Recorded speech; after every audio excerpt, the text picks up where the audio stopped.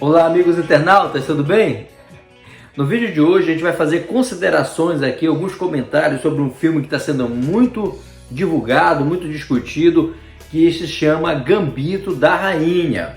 Para quem não conhece, esse filme é da plataforma da Netflix e, segundo a empresa, é o título feito pela própria Netflix que mais ganhou acessos de toda a história da Netflix. São mais de 60 milhões de contas que deram play para assistir essa minissérie e ela é um sucesso de audiência. Para quem não é muito familiarizado no xadrez, esse título ele se refere a uma jogada que o jogador de brancas ele visa entregar material para que ele consiga um desenvolvimento mais rápido, ou seja, colocar as peças dele mais no centro do tabuleiro em posição de ataque. Então, para isso, ele entrega umas peças. Claro que o jogador de negras pode recusar, mas o princípio é esse. Então, esse nome que é um pouco engraçado na linguagem do português, né?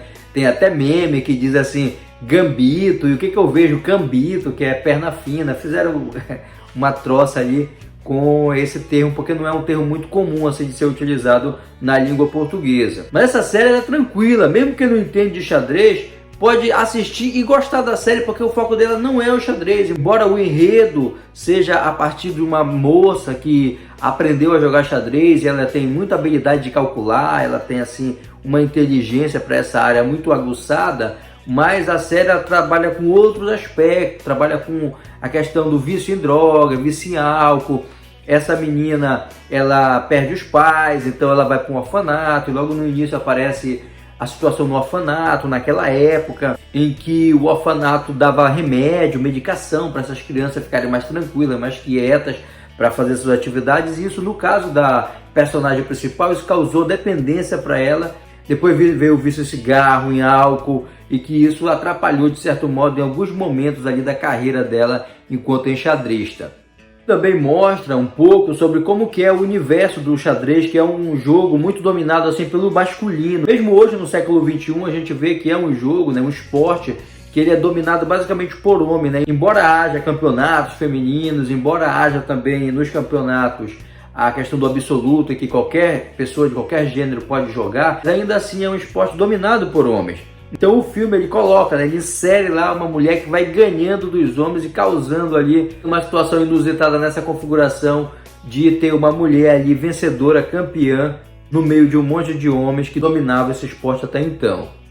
Essa minissérie ela não é baseada em fatos, porém essa minissérie ela traz duas situações assim bem interessantes do ponto de vista histórico. A primeira, e faz referência a um enxadrista importante, não apenas na história do xadrez, mas na história da Guerra Fria, que fez parte ali daqueles tensionamentos, que é o Bobby Fischer.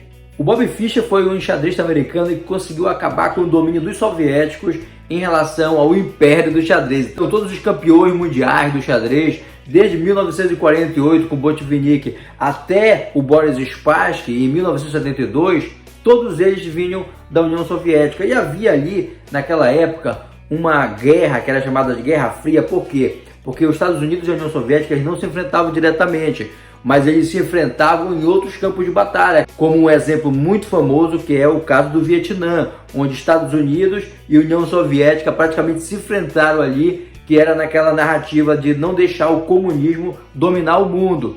Então, depois da Segunda Guerra Mundial, o mundo ele ficou bipolar, ele ficou de um lado os Estados Unidos e do outro lado a União Soviética, e esses dois países fizeram ações para que tanto o capitalismo quanto o comunismo, que era do lado da União Soviética, se espalhasse pelo mundo. Inclusive nessa época aí, a União Soviética ela tinha domínios até ali na Alemanha, porque os soviéticos foram decisivos na vitória da Segunda Guerra Mundial, e inclusive eles vieram trazendo os nazistas até a Alemanha, e onde eles ficaram, eles levantaram o muro lá e dominaram a partir dali.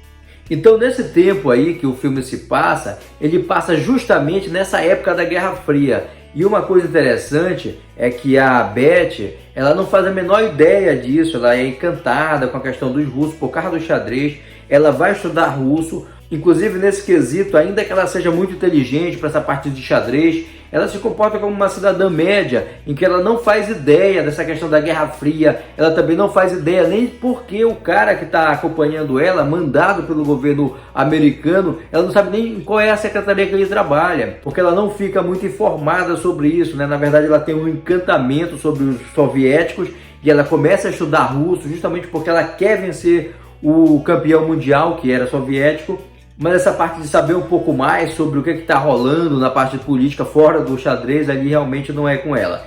Inclusive o próprio Kasparov já falou uma vez numa entrevista que ele deu ao Jô Soares aqui no Brasil, que a questão da pessoa ser genial no xadrez não quer dizer que ela seja genial nas outras áreas, não, ela é genial no xadrez, mas em outras áreas ela pode não ser genial, ela pode não se destacar muito, e a gente consegue ver isso na personagem do filme. Além disso, se a gente for fazer uma intertextualidade entre a minissérie e a realidade, a gente pode perceber que a Beth ela vai encarnar exatamente o papel que o Bobby Fischer teve, porque o Bobby Fischer ele foi esse cara que ele iria para lá para ganhar os soviéticos, e ele teve todo o patrocínio do governo, de entidades, porque o que acontecia ali tinha uma guerra também ideológica.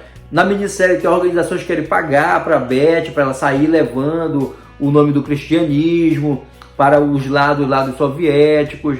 E toda essa discussão ideológica que havia na época da Guerra Fria também está presente ali como pano de fundo do enredo principal da minissérie.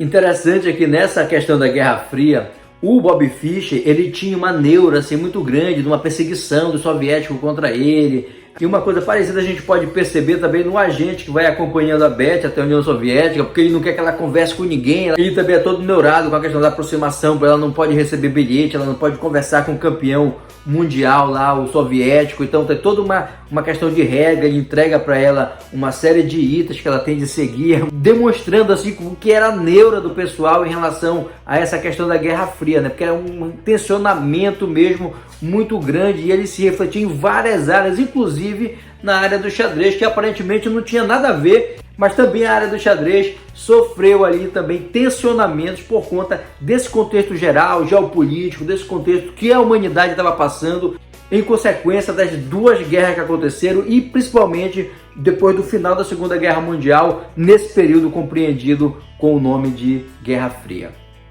Então isso por si só já torna a minissérie muito interessante para a gente perceber essas nuances que aconteceram ali naquele período que vigorou até a queda do Muro de Berlim, que foi em 1989. Então, de 45, quando acabou a guerra, até 89, é esse período aí compreendido entre Guerra Fria, em que americanos de um lado e soviéticos do outro lutavam ali para ter uma hegemonia no mundo, uma hegemonia econômica, uma influência também nos países. Isso a gente consegue ver também nessa produção cinematográfica da Netflix. Então quem não assistiu essa série e de repente está assistindo esse vídeo, pode ficar tranquilo, porque essa série ela realmente é muito boa para ser assistida, porque ela traz uma série de reflexões. O xadrez ele não é o assunto principal dessa minissérie e ela realmente vale muito a pena de ser assistida, porque ela traz reflexões e ela também tem esse pano de fundo histórico aí que é muito legal da gente verificar. Então é isso, pessoal, a gente vai ficando por aqui com mais esse vídeo. E se você gosta desse tipo de conteúdo, eu recomendo que você se inscreva nesse canal, até para dar uma força no canal, né? Também curtir o vídeo e comentar, e de repente você conhecer alguém que também se interessaria por esse conteúdo, poder compartilhar com ele e ajudar um pouco a gente a crescer um pouquinho mais aqui, beleza? Então é isso, amigos, um forte abraço, até logo, tchau, tchau!